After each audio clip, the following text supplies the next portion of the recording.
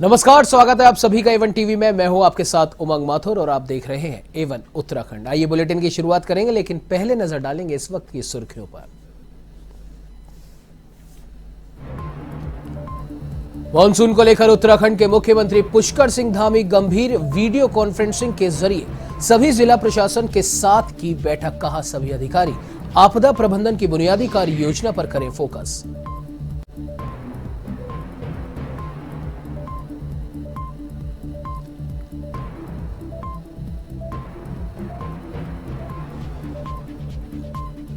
राजधानी देहरादून में राष्ट्रीय कृमि मृत्यु दिवस कार्यक्रम का शुभारंभ स्वास्थ्य मंत्री धन सिंह रावत ने बच्चों को दवा पिलाकर किया आगाज। कहा, प्रदेश भर में 43.55 लाख बच्चों को पिलाई जाएगी दवा।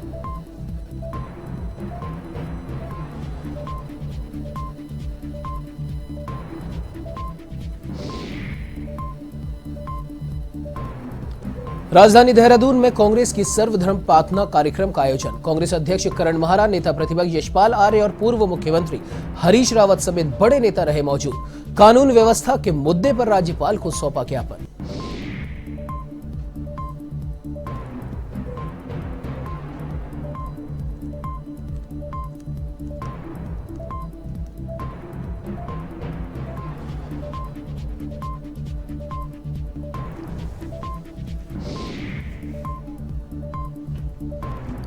उत्तराखंड में हुई धार्मिक हिंसा पर सियासत तेज। राजनीतिक दलों के बीच आरोप प्रत्यारोप जारी। कांग्रेस ने बीजेपी सरकार पर साधा निशाना। आरोपियों को गिरफ्तार करने की मांग।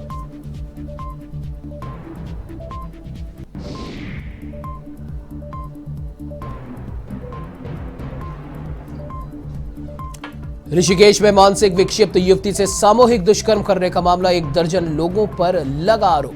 वीरभद्र स्टेशन के प्लेटफॉर्म पर संदिग्ध परिस्थितियों में मिली थी युवती।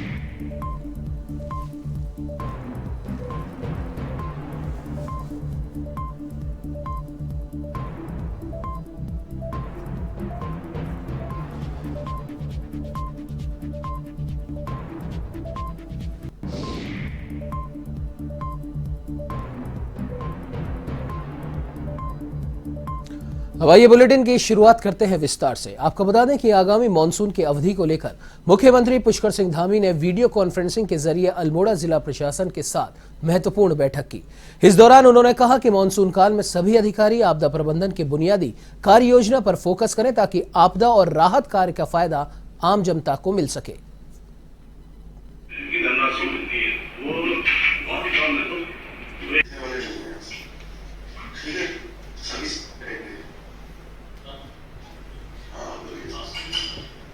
मिटिगेशन वाले ने एक रिक्वेस्ट कर दी थी कि मिटिगेशन में सर हमें केवल 1 करोड़ रुपए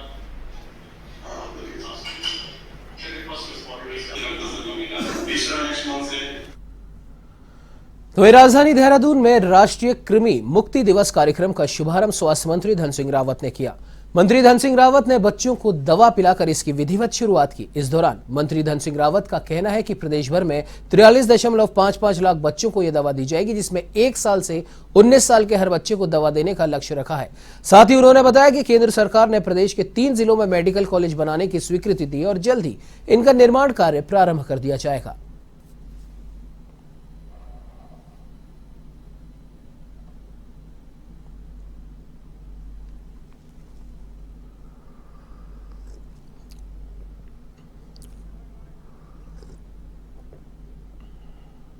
पूरे उत्तराखंड राज्य में जो 1 वर्ष से लेकर 19 वर्ष के बच्चे हैं, लगभग 43.5 लाख बच्चे हमारे राज्य में हैं और प्रत्येक बच्चे को हम ये दवाइयाँ देने वाले हैं। जो बच्चे स्कूल में मिलेंगे उनको स्कूल में दी जाएगी, जो बच्चे घरों में हैं उनको घरों में दी जाएगी और घर घर जाके इस अभियान में हम तेज़ी ला रहे हैं।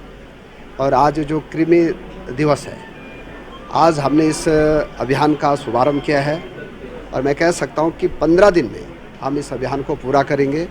अगर ज़रूरत पड़ेगी कि कुछ गांव में अगर दूरस्थ क्षेत्रों में भी जाने की तो थोड़ा इस अभियान को बढ़ाया जाएगा, लेकिन 43 लाख बच्चों को हम सब बच्चों को ये दवाई देने का लक्ष्य सरकार ने रखा है।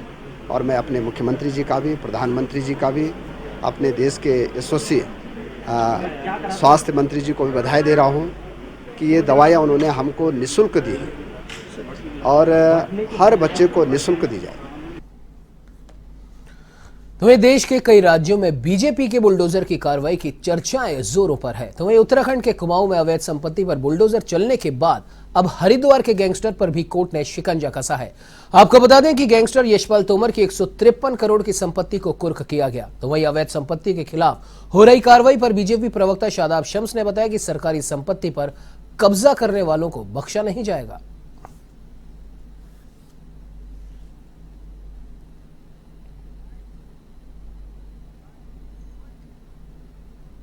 लोकप्रियता के बिहाफ पे कार्रवाई नहीं कर रहे हैं। क्राइम रुके, झगड़े दंगे फसाद ना हो, जो बेलगाम लोग हैं, जो झगड़ा फसाद करते हैं, जो शरारती तत्व हैं, उन पे लगाम लगाने की एक कोशिश है। ये किसी पॉपुलैरिटी का हिस्सा नहीं है। हाँ, जो गलत करेगा उससे सख्ती से निपटा जाए।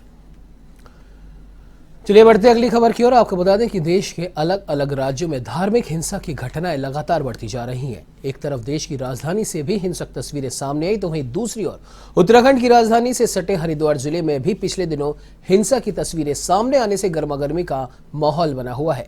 इस पूरे मामले पर कांग्रेस ने बीजेपी सरकार को घेरना शुरू कर दिया है। इस दौरान कांग्रेस नेताओं ने माहौल खराब करने वाले आरोपियों को गिरफ्तार करने की मांग की है। तो सूबे में सत्ता पक्ष की ओर से बीजेपी प्रवक्ता शादाब शम्स ने राज्य में शांति व्यवस्था बनाए रखने की अपील की।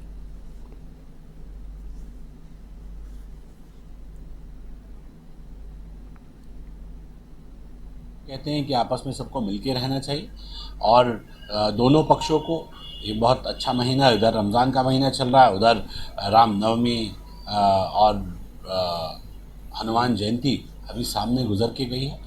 सबको मिलके रहना चाहिए, आपस में नफ़रतें बिल्कुल नहीं आनी चाहिए। हम खूबसूरत उत्तराखंड हैं, देवभूमि है, यहाँ पर नफ़रतों के लिए कोई जगह नहीं है। शरारती तत्वों का समर्थन कोई भी ना करे। हम तो इतना ही कहेंगे, सब मिलके आपस में रहें, एक दूसरे के धर्म का सम्मान करें और मुझे लगता है खूबसूरत उत्तराखंड तभी मुमकिन है जब सब एक दूसरे के साथ मिलके आगे बढ़ें। कांग्रेस अपने घर के शोर को दबाना चाहती है। जो उनके घर में खलबली मची हुई है, जो तोड़फोड़ चल रही है, जो घर में झगड़े बढ़े हुए हैं, जो लोग इस्तीफे दे रहे हैं, जो एक दूसरे के ऊपर आरोप प्रत्यारोप लगा रहे हैं, उस शोर को बचाने के लिए ये एक नाकाम कोशिश कांग्रेस की है, जिससे कांग्रेस हल्ला मचा के अपने घर की झगड़े को दबा हुआ दिखाया जाए। इस तरह से हनुमान जयंती और रमज़ान को कोलैबोरेट करके इन लोगों ने, कुछ धार्मिक उन्मादों ने माहौल को बिगाड़ने का काम किया खांडा जलालपुर में, भगवानपुर के गांव में।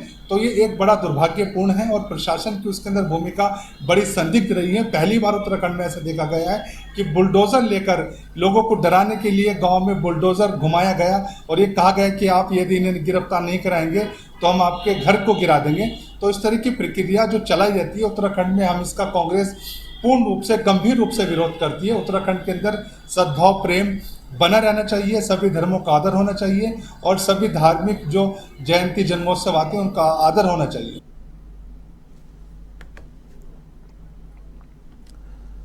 तो वहीं देहरादून में कांग्रेस ने सर्वधर्म प्रार्थना कार्यक्रम का आयोजन रखा, जिसमें कांग्रेस अध्यक्ष करण महारा, नेता प्रतिपक्ष यशपाल आर्य और पूर्व मुख्यमंत्री हरीश रावत समेत कई बड़े नेता मौजूद रहे। इससे पहले कानून व्यवस्था के मुद्दे पर प्रदेश कांग्रेस के 11 सदस्यीय प्रतिनिधिमंडल ने राजभवन कूच किया। प्रदेश प्रभारी देवेंद्र यादव, प्रदेश अध्यक्ष करण महारा, पूर्व मुख्यमंत्री हरीश रावत, नेता प्रतिपक्ष यशपाल आर्य के संयुक्त नेतृत्व में कांग्रेसियों ने राज्यपाल से मुलाकात कर बिगड़ती कानून व्यवस्था पर चिंता प्रकट करते हुए उन्हें ज्ञापन सौंपा।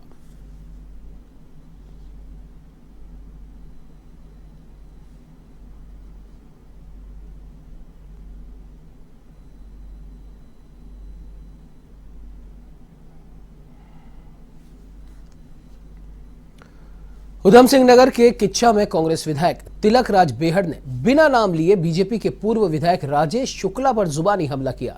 तिलक राज ने कहा कि बीजेपी प्रत्याशी अपनी हार के बाद बौखला गए हैं और उनकी बेचैनी साफ तौर पर देखने को मिल रही है। उन्होंने कहा कि वे 20 साल तक लगातार विधायक रहे और उसके बाद 2 चुनाव हारने पर उन्होंने संयम बनाए रखा। कोई बेचैनी नहीं हुई, लेकिन बीजेपी प्रत्याशी चुनाव हारने के बाद बौखला गए हैं।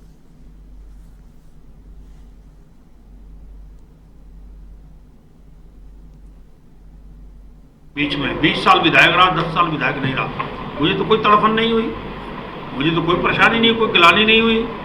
और अभी से तड़फन, अभी से नफरत, अभी से लोगों से गुस्सा, लोगों के खिलाफ अपने लोगों को लगाकर जो कांड हुए पिछले दिनों में गुलशन सिंधी वाले, कौन नहीं जानता उसके पीछे कौन है? सारे लोग जानते हैं, सारा जानता है।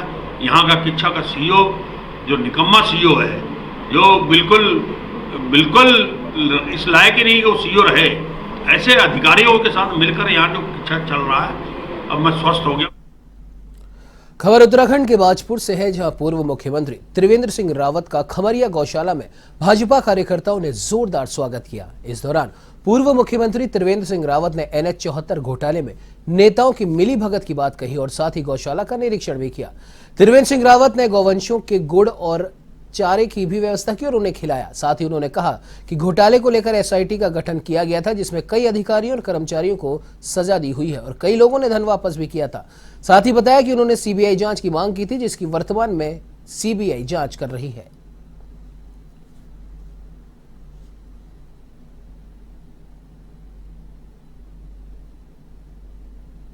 एक SIT गठित करके और जांच बैठाई थी। आपको याद होगा कि उसमें 2 अखिल भारतीय सेवाओं के अधिकारियों को सस्पेंड किया गया, 7-8 अन्य ऑफिसर्स को उसमें सस्पेंड किया गया, जेल में भेजा गया और कई लोगों ने जो धन वापस भी लौटाया है, जो एक तरह से बेसिकली एक मुआवजा घोटाला था। ये एक तरह से गलत तरीके से मुआवजा दिया गया था, गलत तरीके उसमें अख्तियार किए गए थे। कृषि भूमि को अकृषि दिखा करके उसके बहुत ज़्यादा उसका मूल्य आकलन किया गया था और उसमें बीच में बड़ा घोटालों की शिकायत थी, जिस पर हमने एक SIT गठित की थी।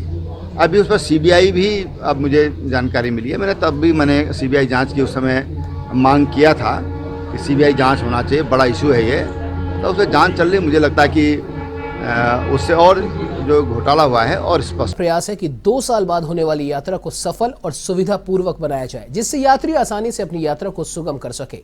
उन्होंने कहा कि इस वर्ष भारी संख्या में यात्री 4 धाम पहुंचेंगे, जिसके मद्देनजर संबंधित विभागों को सभी व्यवस्थाएं दुरुस्त करने के लिए निर्देशित किया गया है।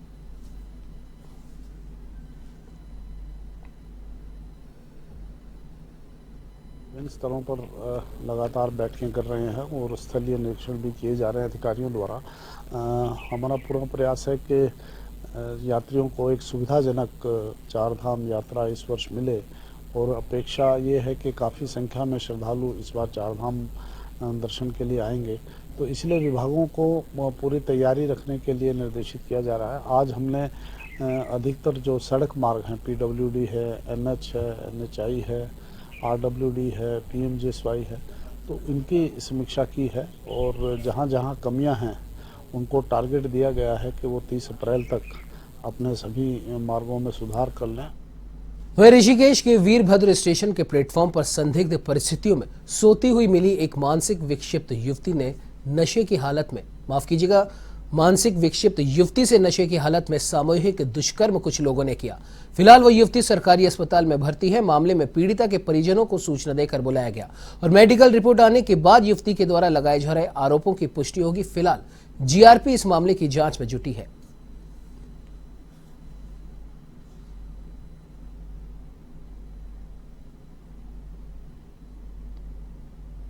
आया कि 11 बजे ये रात में भी आई थी कोई स्टेशन पे। हमने कहा था यहाँ कोई ट्रेन नहीं रुकती, तो फिर हमने इससे धीरे धीरे करके पता किया कि इसका घर कहाँ पे, तो ये रामपुर डिस्ट्रिक्ट की है और जो नवरात्रों से वो निकली हुई है। इनके घर वाले ढूंढ रहे हैं। उन्होंने बताया कि ये पागल है और कभी भी एग्रेसिव या इस तरीके से हो जाती है, कुछ भी करने लगती है।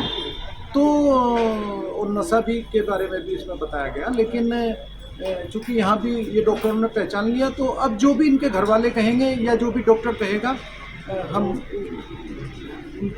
वो जो कहेंगे लिख के देंगे, हम उसे तुरंत लिख देंगे, आगे की जांच हम शुरू कर देंगे।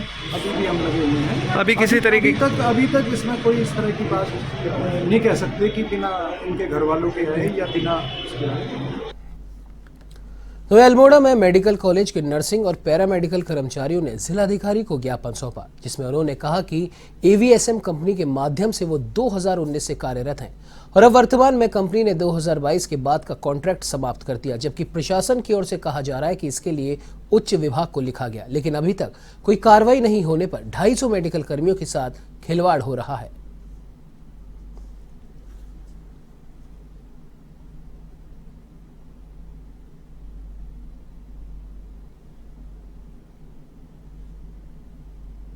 2020 से मेडिकल कॉलेज अल्मोड़ा में कार्यरत हैं।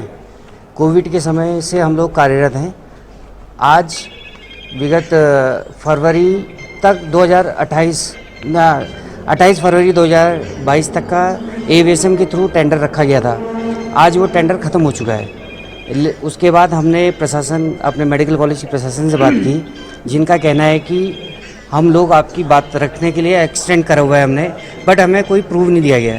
तो आज हमारी खुद बात हुई एमएस सर से, तो उन्होंने बोला है कि आपका टेंडर ख़त्म हो गया है, लेकिन सैलरी हम नहीं दे पाएंगे। तो इसलिए हमने सोचा है, सभी पैरामेडिकल स्टाफ का ये कहना है कि हम कल से कार्य बहिष्कार करेंगे। एक और जहां गर्मी के कारण आम जनजीवन अस्त व्यस्त है, तो वहीं अब गर्मी का असर उत्तराखंड के कालागढ़ में वन्य जीवों पर भी नजर आने लगा है। इस बीच पानी की तलाश में वन्य जीवों को इधर उधर भटकना पड़ रहा है। ऐसा ही कुछ नजारा देखने को मिला कॉर्बेट टाइगर रिजर्व की कालागढ़ रेंज में, जहां पानी की तलाश में भालू का जोड़ा भटकता नजर आया। माना जा रहा है कि लाख दावों के बावजूद विभागीय स्तर पर वन्य जीवों के लिए पानी के पुख्ता इंतजाम नहीं किए गए।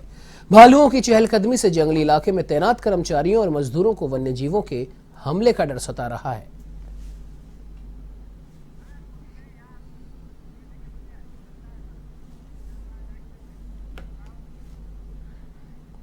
तो एक कोटद्वार में बीजेपी पार्षदों ने अपनी मांगों को लेकर धरना प्रदर्शन किया। सभी ने स्ट्रीट लाइटों का समस्त वार्डों में समान रूप से वितरण करने की मांग की।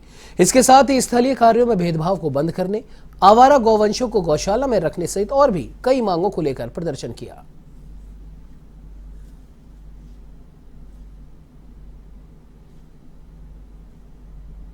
जो आज धरने पे बैठे हैं, हमारा जो मुख्य उद्देश्य है, आप देख सकते हैं कि नगर निगम की कई वर्षों से, विगत 3 वर्षों से सफाई व्यवस्था चरमराई हुई है, लेकिन महापौर महोदया अपनी जबरदस्ती मनमानी करते हुए दोबारा ये सफाई निरीक्षकों का स्थानांतरण कर रही हैं।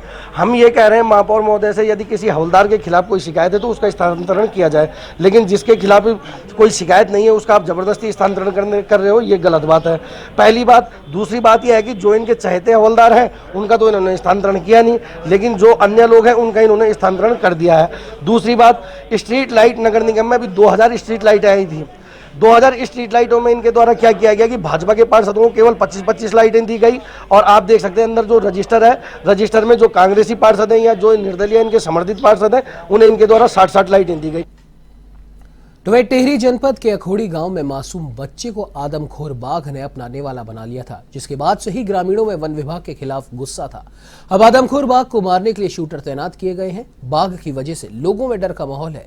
घरों से लोग निकल तो रहे हैं, लेकिन डर उनके जहन में साफ दिखाई दे रहा है। अब सभी बाघ के मरने का इंतजार कर रहे हैं।